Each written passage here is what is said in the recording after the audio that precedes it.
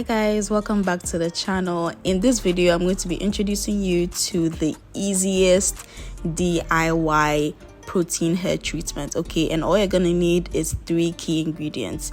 You're gonna need some avocado, some honey, and some egg yolks. You're gonna put all these together in a blender, add your honey and a little bit of water. Then you're going to blend till you have a very smooth consistency. Okay, if you like more content like this, don't forget to give this video a thumbs up, comment, and most importantly, subscribe. That's it. I'm going to follow this up with how to use this to get the best results. What you're going to want to do is to generously apply this to the whole hair, applying to both scalp and strands. Okay, so you're going to generously apply this to your hair.